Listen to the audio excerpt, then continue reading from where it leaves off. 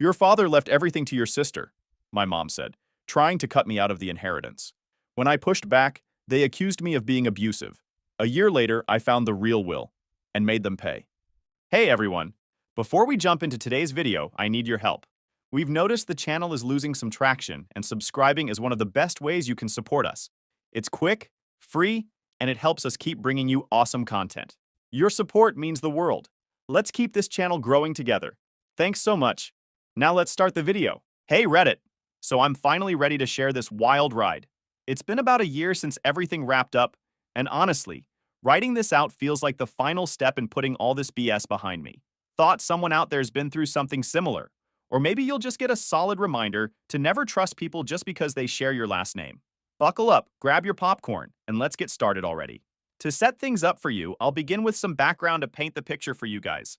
So I, 25 male, grew up in a family where my sister, 29 female Valeria, could do no wrong. She's always been the golden child. Got praised for turning in homework late because she stood up for herself, while I got grounded for forgetting to mow the lawn once in 10th grade. She wrecked my dad's car senior year, blamed it on a poorly marked intersection, and somehow came out of that with a new car. Meanwhile, I paid for my used truck with 3 years of working nights at a gas station. No pity, no praise. Just, that's what you're supposed to do, you're a guy. Even as adults, nothing changed. Valeria got a free ride through college, fully covered by our parents, no questions asked. I didn't even know there was a college fund until my mom said, "We used most of it already, sorry," when I asked for help with textbooks freshman year. So I took on loans, worked during the day, and learned real quick that I was on my own. My dad tried to help me out here and there, slipping me cash when he could, giving me advice, telling me to keep my head down. But he wasn't exactly the confrontational type. He never really stood up to my mom about any of it. I used to think he was just passive. Later, I'd realize he probably had his reasons. Fast forward a few years. Valeria lands a job through one of my mom's golf friends. Some PR gig where she makes more than I did after 4 years grinding in logistics. But I never brought it up. I didn't even care about the money. What got me was how Valeria treated everyone like she was self-made. Like she pulled herself up from the dirt when she'd been walking on padded carpet since day one. And my mom? She just encouraged it. Everything Valeria said was gospel. Everything I said was too aggressive or a little rude. Then came my dad's diagnosis. Stage 4 pancreatic cancer. Out of nowhere. No time to prepare, no slow decline. One day he looked tired, the next he had 6 months left. That's when things really started shifting. Valeria suddenly became the caretaker, in quotes, because I was the one driving him to chemo appointments and handling the bills while she posted Instagram stories about being his little nurse. Mom, of course, ate that up, said she was so proud of Valeria stepping up. Meanwhile, I was burning through vacation days and trying not to break down at work. In the final few months, my dad got quieter. We had a few conversations, mostly late at night when he couldn't sleep. He told me he was proud of me, that he was sorry he hadn't been more vocal over the years. Said he had plans in place to make sure things were fair. I didn't ask questions. Honestly, I thought he meant emotionally fair, not financially. I had no reason to suspect what was coming. I figured, okay, he sees me. That's enough. He passed in early spring. Quietly, at home. Valeria made a whole Facebook post about it. Used a black and white photo of her holding his hand, like some influencer tribute. I didn't even know she took that picture. It felt weird, but whatever. Grief's a messed up thing. Everyone processes it differently. Then came the real gut punch. A few days after the funeral, my mom sat me down at the kitchen table. No preamble, no small talk. Just hit me with, "Your father left everything to Valeria." I didn't even know what to say. I thought maybe she meant the house or something specific. I asked if there was a will. She said yes, but it was private. Said Dad wanted to keep things simple and that Valeria would handle everything. I asked to see it. She said no. Told me to trust the process. That, "Your father knew what he was doing." Yeah, sure he did. I wasn't dumb. I knew something was off. But at that moment, I didn't know how deep it went. All I knew was that I'd spent my life playing second fiddle, and now it looked like my dad's final act was to shove me even further off the stage. I tried to give my mom the benefit of the doubt. I even tried talking to Valeria, but she just smirked and said, maybe Dad just saw who really cared. That was the moment I knew I was done playing nice. I didn't know it yet, but that decision would set off a chain of events that would cost me everything. My job, my reputation, the small shred of peace I had left, all because I made one mistake. I didn't back down. I didn't come out swinging. I wasn't some courtroom junkie foaming at the mouth to fight my family. At first, all I did was ask around. Quiet stuff. I asked my dad's old lawyer buddy, who said he hadn't handled anything recently. That was odd, because Dad swore up and down years ago that he'd taken care of everything through him. I started poking gently, just asking for documentation, not even demanding anything. I even called the probate court to check if anything had been filed.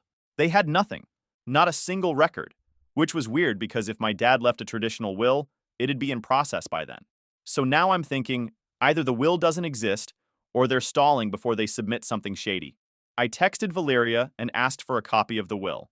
She left me on read for 2 days and then finally sent back, "It's not your concern anymore. Please respect Dad's wishes." Now look, I wasn't expecting a hug and a group therapy session, but that sentence stuck with me. Not your concern anymore? Lady, I'm his son, and I was literally there holding his hand while he puked through chemo. You posted thirst traps and acted like you were Florence Nightingale. So I lawyered up. Nothing crazy, just a consultation. I wanted to know if I had any right to push for transparency. My lawyer, cool guy, ex-military, didn't sugarcoat a thing, told me straight. If there's a will, it should be going through probate, unless it's inside a trust. If it's in a trust, good luck, unless you can prove foul play. I told him what little I knew. He said, "Keep digging. Something smells." Apparently, Valeria and my mom caught wind of me digging, because that's when the weird stuff started happening. It began with a letter from the HOA of my apartment complex, saying there were noise complaints. I live alone. No parties, no drama. I asked which neighbor complained. They said it was anonymous, but multiple people claimed I had violent outbursts. Then I got a call from my company's HR department. Somebody filed an anonymous complaint saying I was unstable and harassing a female relative over money. Not even kidding. I sat there trying not to laugh because the whole thing sounded like a Facebook scam message. But HR didn't care. They were taking it seriously. Told me to take a week off while they reviewed the situation. I put 2 and 2 together real fast. It wasn't just one of them. It was both. My mom and Valeria were trying to build a case around me being unwell or dangerous to either disqualify me from any legal challenge or just ruin me enough to scare me off. Maybe both. And the thing is, it worked, at least short term. My job didn't fire me, but they cut me loose not long after. Official reason was downsizing, but I knew it was damage control. HR doesn't forget the guy who gets anonymously accused of threatening family. That crap sticks, even if you didn't do a thing. That's how reputation works now. It doesn't have to be true. It just has to sound bad enough. Meanwhile, I tried confronting my mom again. Not yelling, not aggressive. Just told her, "I know something's wrong here. I know Dad wouldn't screw me like this." She didn't even flinch. She just looked up from her tea and said, "Your father made the best decision for this family. If you can't handle that, maybe you should take a step back and reflect." It was like talking to a politician. Nothing real behind the eyes, just deflection and smugness. Valeria? She blocked my number and posted a story on Instagram with the caption, "Cutting off toxic people, even when they're blood. Boundaries." Yeah, boundaries. That's rich coming from the woman who once faked an anxiety attack to get out of paying rent when she crashed at my place for 3 months. I was pissed, obviously, but I wasn't stupid. I knew going nuclear now would play right into their hands. So I did the one thing they didn't expect. I disappeared. I moved out of state, took a remote gig doing systems admin stuff. Nothing fancy, just quiet, decent pay, off the radar. I cut all contact, ghosted every mutual connection, and let them think they won. Because sometimes the best thing you can do in a setup like this is stop giving them anything to work with. Let the storm pass, watch who trips over themselves when the dust settles. And that's exactly what happened. I spent the next year rebuilding my life from scratch. No family, no drama, no one dragging my name through mud. Just me, my work, and a tiny rented house with no neighbors and a busted driveway. I gotta admit, there were nights when I'd sit on the back porch with a beer, wondering if I'd made a mistake. If maybe I should have just let it go. Family's family, right? That's what people say. But every time I'd start to second guess myself, I'd remember Valeria's face when she said Dad saw who really cared. Like I wasn't even there for the worst months of his life. Like I hadn't been the one who held a trash can while he threw up from the chemo. So I stuck to my plan, stayed quiet, stayed patient, and kept my eyes on the long game. Until one afternoon, my phone lit up with a number I didn't recognize. Normally, I don't pick those up. I've had enough calls from debt collectors and warranty extension scammers to know better, but something told me to answer. One of those weird gut feelings you can't really explain. It's my dad's cousin, Frank. Haven't heard from him since the funeral. He's one of the only extended family members who never really picked a side. Kind of a quiet guy, kept to himself. Not close, but decent enough to have a drink with when we ran into each other at family cookouts. First thing he says, "I found something. You're gonna want to sit down." My brain goes full conspiracy mode in 2 seconds, but I just say, "Okay, what is it?" He tells me he was going through some old stuff from my dad's storage unit. Apparently, my mom never cleared it out, just left it unpaid. The unit company called Frank because his name was listed as an emergency contact. He figured he'd go check it out before it got auctioned off. In one of the boxes, underneath a bunch of folders and old photos, he found a sealed envelope with my dad's handwriting on it. Big bold letters, "To be opened by Frank if anything seems wrong." Now pause. My dad wasn't dramatic. He didn't do big gestures or hidden messages. But that right there, that's straight up paranoia. Which makes me think, maybe he knew. Maybe he suspected that my mom and Valeria would pull some crap and wanted a backup plan. Frank opens the envelope, and inside is a full copy of my dad's actual will. Signed, dated, witnessed, notarized. It's not a draft, not a rough version. It's official. And guess what? 50-50 split. Me and Valeria. Equal shares. The house, the savings, the investment account, all of it. Right down the middle. Frank says, "I thought you already knew this. I assumed you got your half. But then I remembered how weird things got after the funeral. How your mom shut everyone out. I figured I should call you. I didn't even know what to say. I just sat there, staring at my spaghetti." Because that was the moment it hit me. This whole time, I'd been gaslit into believing I wasn't supposed to have anything. They'd built this whole fake narrative that Dad just chose Valeria over me. And I bought into it, even when it didn't feel right. I let them wreck my life because I thought I didn't have proof. But now I did. And it wasn't just the will. Frank found other stuff too. My dad's old journal, financial statements, even emails he'd printed out. Yeah, old school like that. All of it pointed to the same thing. He meant for things to be fair. He just never got the chance to defend it. Probably too weak at the end. Or maybe he trusted the wrong people. Frank offered to mail me the documents, but I said screw that and drove 6 hours that weekend to pick them up myself. I didn't want anything getting lost in the mail. I treated that manila folder like it was a suitcase full of diamonds. When I got home, I scanned every page, made 5 digital backups, and then called my lawyer. The dude didn't even try to hide the grin on the other end of the phone. "This is it," he said. "This is the crack we needed. See, if they submitted a different will to the courts, and this one has a later date, that's a huge problem for them. That's not, oops, we misplaced a document. That's fraud. That's civil suit territory. Maybe even criminal, depending on how deep it goes. And if they never filed any will at all, even better. Because now, this one becomes the only valid one." That's when we started digging. Pulled title transfers, bank account moves, all of it.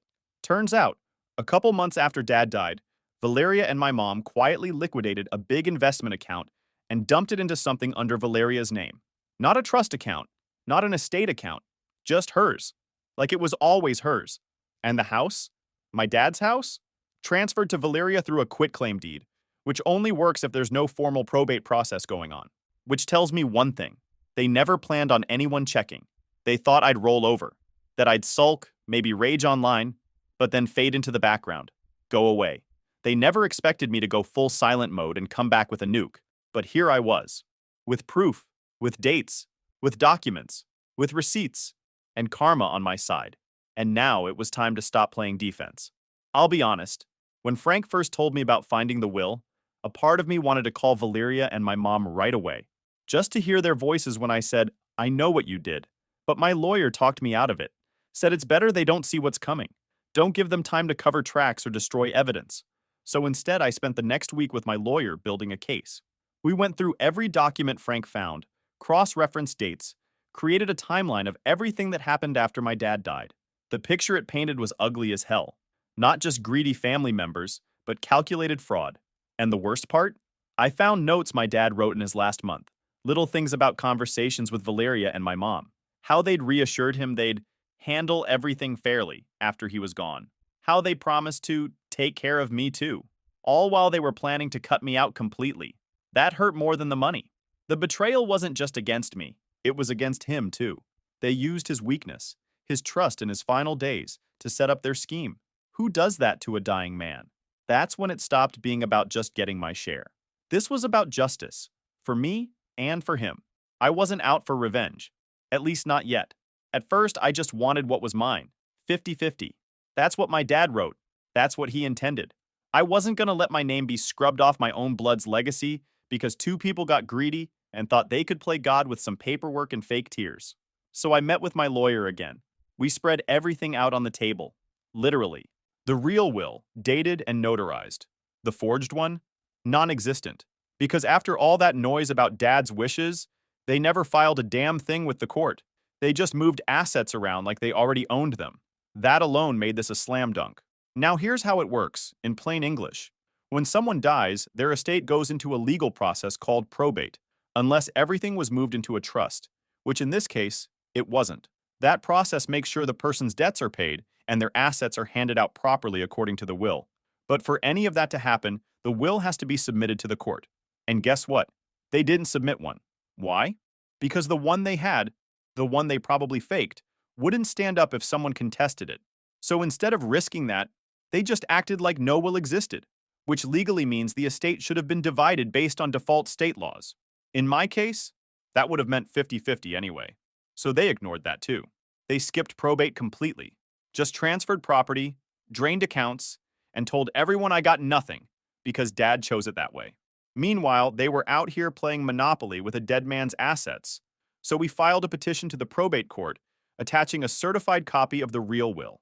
We asked for emergency relief to freeze any remaining assets and a full investigation into everything they'd moved around. And yeah, we served them. Hard. I wish I could have seen their faces when that envelope hit their doorstep. Valeria, who blocked me like I was an ex-boyfriend with boundary issues, suddenly found herself being legally forced to explain where hundreds of thousands in estate money went. My mom, the woman who told me to reflect and accept my father's wisdom, now had to hire her own attorney to justify the shady house transfer and investment dump. Turns out, they didn't even cover their tracks well. The house was transferred via a quitclaim deed that my dad never signed. My mom did. Forged his name. No witness, no notary, just straight up fraud on a piece of paper that gave Valeria the house. The investment accounts? Same deal. Closed and rerouted with forged authorization and no estate documentation to back it. And when banks see the words forged authorization and estate fraud in a legal letter, they don't sit on their hands. We subpoenaed account records, communications, everything. All of it pointed in the same direction. Two people who thought they were smarter than the system because they banked on me being the quiet one. Here's the part they didn't count on, though. When a will is found later that directly contradicts what people have been doing with an estate, the court can not only void every transaction, but also slap the people involved with damages. And that's exactly what I went for. I wasn't interested in dragging them through public court or putting their names in the paper. I wanted consequences. Real ones. So we didn't ask for just my half of the estate. We went after everything they moved without authority. And then some. Sued Valeria for conversion of assets. That's basically fancy talk for, you took stuff that didn't belong to you and used it like it did. Sued my mom for fraudulent transfer and forgery, because forging a will or property document is a crime, even if you're just trying to keep the family together, her actual excuse later. Then filed a motion to reverse the property title change on the house. The court agreed. The house was now temporarily frozen. They couldn't sell, borrow against, or move into it officially. And while all of this was going down, I stayed quiet. I didn't post online. I didn't tell anyone but my lawyer and Frank. Didn't want to make chaos and spin some drama, nope. I wanted them to sit in silence and wonder what the hell just hit them. Meanwhile, their legal bills were stacking up. My mom tried to play innocent, saying she just followed Valeria's lead and trusted her daughter. Valeria tried to throw it all back on my mom, saying she acted on advice. The two of them turned on each other faster than I thought they would. My lawyer told me their attorney tried to reach out for a settlement 3 times in the first month. First offer was garbage. They'd give me 15% of what my dad left if I dropped all claims. Second offer was 25%, but I'd have to sign an NDA saying I wouldn't tell anyone what happened. Third offer got up to 40%, with the same conditions. I told my lawyer to respond the same way each time. We'll see you in court, because this wasn't about just getting a piece anymore. It was about them facing what they did. The whole thing. No reduced charges, no swept under the rug resolution. Meanwhile, I was getting calls and texts from distant relatives and family friends, all suddenly concerned about the drama. Where were they when I lost my job? When I had to move states? But now that Valeria and my mom were facing consequences, everyone wanted to play peacemaker. One uncle even had the nerve to lecture me about forgiveness and what your father would have wanted. I told him, what my father wanted is literally what this whole thing is about. Maybe read the court filings before you call me again. Well, he didn't call back. The case kept moving forward. Depositions got scheduled. Valeria tried to postpone hers twice, claiming emotional distress and work conflicts. Judge wasn't having it. Ordered her to appear or face contempt charges. That's when the real scrambling started. I didn't plan on seeing them again. I figured the lawyers would handle everything. The court would do its thing, and I'd go back to my quiet, drama-free existence. But of course, that's not how things go when people like Valeria and my mom realize they're losing. It started with a text from a number I didn't recognize, but the message was clear. Please meet us. We need to talk. It doesn't have to end like this. That was my mom, still playing the reasonable card after she tried to bury me a year ago. The same woman who told people I was unstable, who stood by while my sister ran off with everything like she was cashing in her lottery ticket. At first, I ignored it. I didn't owe them a damn thing. But then I talked to my lawyer. He said if they want to meet, do it in public. You've got the leverage now. Let them show their hand. So I agreed. I picked a neutral place, diner, middle of the day, where neither of them could pull anything dramatic. Cameras, witnesses, daylight, no theatrics. When I walked in, they were already sitting at the booth. Valeria had sunglasses on indoors. Of course she did. And my mom was dressed like she came from church, like she thought appearances might still do some of the heavy lifting. I didn't sit right away. I just looked at them for a second. Both of them looked smaller. Not physically, just deflated, like the air got let out of the act they'd been putting on for years. Finally, I sat. Nobody spoke for a full 10 seconds. Then my mom started, we didn't mean for things to get so hostile. Hostile. That's what she called it. Like I parked in front of her house too long. Not that she helped destroy my career and nearly erase me from my father's legacy. I didn't say anything. Just let her keep going. We thought we were doing what was best for the family. Your father, he was confused. He didn't always make sense in those final weeks. We weren't trying to hurt you. Valeria finally chimed in, voice flat, like she rehearsed this in the mirror 20 times. We can settle this without dragging everyone through court. It's not too late to be civil. Civil. Like they didn't call me dangerous, unstable, greedy. Like they didn't try to rob me blind and bury the evidence before I even had time to grieve. I leaned back and smiled. Because this was the moment I'd been waiting for. Not the money, not the legal win. Just this exact table. This exact look on their faces. The look of people who thought they were smarter than everyone else, realizing they weren't even close. I'm not settling, I said. You forged documents. You stole. You accused me of things I never did just to cover it. You don't get to bargain your way out of this now. Valeria's face twisted, pissed that I wasn't playing ball. You're ruining this family, she snapped. I actually laughed. I didn't ruin anything, I said. You just thought I'd never fight back. And now you're mad because I did. That shut her up. My mom went on, this time softer. If this goes public, people will know. It'll affect our reputation.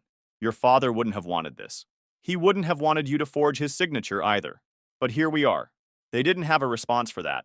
So I stood up and tossed a 20 on the table just to be petty, paid for my own coffee and theirs, told them the next time they wanted to talk, they could call their lawyer. Then I walked out. Simple as that. No shouting, no flipping the table, just letting them sit there with the grave they dug for themselves. A week later, the court ruled. The real will was accepted as valid. The assets were frozen, reversed, and reprocessed. I got 50%. Everything they moved had to be accounted for and corrected. The house, no longer Valeria's. The accounts, under court review. They were forced to produce statements and documentation they'd tried to hide. Yeah, I wasn't done yet. We managed to push for recovery damages, meaning they owed me for legal fees and the loss of value from the assets they touched. Valeria tried to delay things, file counter motions, all that crap. It went nowhere. The evidence was too clean. The dates didn't lie. My dad signed that will 3 months after the date they tried to claim he changed his mind. That was checkmate. I wasn't in the courtroom for the final ruling. Didn't need to be. My lawyer called me after, said the judge went hard on them, called what they did egregious, and a betrayal of not just familial trust, but the basic tenets of estate law. Said that in 20 years on the bench, he'd seen some greedy stunts, but this one was especially calculated. My mom cried during the ruling, apparently. Valeria just stared straight ahead, like she couldn't believe it was happening to her. The best part? The judge specifically mentioned my dad's journal entries, said it was clear from his own words that he intended a fair split, and that taking advantage of his final illness was unconscionable conduct. That word, unconscionable, that's the one that stuck with me, because it summed up everything they'd done, not just breaking the law, but breaking every code of basic human decency. And for what? So Valeria could play LA girl for a year? So my mom could brag about her daughter's fancy apartment? I hope it was worth it. I'll never understand the logic. Maybe there wasn't any. Maybe they just saw an opportunity and took it, figuring I'd be too beaten down to fight back. If so, they miscalculated. Big time. It didn't all hit at once. The consequences rolled in slow, like a cold front, one hit after the other. First, the house. The court ordered it sold.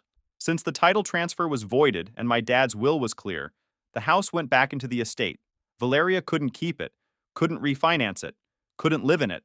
She fought it, of course, tried to stall the sale, claimed emotional value, said she, grew up in that house. Didn't matter. It got listed 2 months later, sold to a couple with 2 kids and a dog. I never saw her move out, but Frank told me she had to hire movers last minute and left behind a bunch of stuff she couldn't afford to store. Probably thought the judge would save her last minute. Spoiler, he didn't. Second, the money. The court demanded full financial disclosure. Every dollar they touched from my dad's accounts had to be accounted for. Problem was, Valeria had already spent a lot of it. Private gym membership, rented BMW, first-class flights to LA for networking. All of it on my dad's dime. The court didn't care. They ordered her to repay my share, which meant she had to sell her car, break her lease, and take a job way below her so-called level, just to avoid a lien being slapped on her income. She went from filtered selfies in penthouses to doing admin work at a warehouse office park, carpooling with some girl named Denise who vapes in the passenger seat. My mom? She lost more than money. Once everything came out about the forged paperwork, the unauthorized asset transfers, the lies she told to the extended family, her precious reputation crumbled. You know that smug image she clung to? Queen of the neighborhood Facebook groups, always bragging about Valeria's big city career and posting filtered brunch photos? Gone. She got dropped from the church volunteer board, lost 3 friends who were all tight with my dad, and became a punchline in her social circle. Frank told me people whisper about her now when she shows up anywhere. That's the woman who stole from her son, they say. And yeah, I made sure a few key relatives saw the court ruling. Didn't even have to embellish anything. The document spoke louder than I ever could. And me? I didn't gloat, didn't make a scene. I cashed my checks, bought a modest duplex out of state, and kept working. They tried to ruin me with lies, and all it took was a stack of documents and some patience to turn it around. I still haven't spoken to either of them since that diner meetup. No calls, no texts, nothing. They know better now. There's no seat for them at my table anymore. Not even in the back. And no, I didn't burn the bridge. I just paved it with every legal receipt I had and let them walk barefoot across it. I do think about my dad sometimes. Wonder if he knew how it would all play out. If he suspected they'd try something like this, which is why he left that envelope with Frank. Part of me thinks he was too trusting, believed the best in them right to the end. Another part thinks he knew exactly who they were, which is why he made that backup plan. Either way, I like to think he'd be proud of how I handled it. Not because I won against them, but because I stood up for myself. Didn't let them bulldoze me into the corner they'd been shoving me toward my whole life. A couple months back, I found an old photo of my dad and me from when I was maybe 10 years old. We were fishing at this lake he used to take me to. Just us two.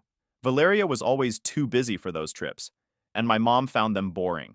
In the picture, he's showing me how to tie some complicated knot with the fishing line. I remember that day. Spent hours out there, only caught 2 small fish, but he acted like I'd landed a record breaker. I got that photo framed. It sits on my desk now. Reminds me of who he really was, before the cancer, before the drama. That's the legacy I care about keeping. Not the money, not the property. Just the memory of a guy who, when it mattered, tried to do right by both his kids, even if one of them never deserved it. So, real question for the guys here. If you were in my shoes, would you have settled? Or gone all the way like I did? Curious where y'all stand. Edit. Appreciate the support. Thanks for all the comments and messages. To answer some of your questions. 1. Yes, there were legal consequences beyond just returning assets. My mom had to pay a fine for the forged documents, and both of them got slapped with my legal fees. No jail time, though the judge said it was a close call. 2. No, I don't think I'll ever reconnect with them. Some bridges stay burned for a reason. 3. My lawyer was worth every penny. If you're in a similar situation, don't cheap out on legal help. It's the difference between getting steamrolled and getting justice. 4. Yes, Frank and I still keep in touch. Dude literally saved my inheritance. The least I can do is buy him a drink when I'm in town.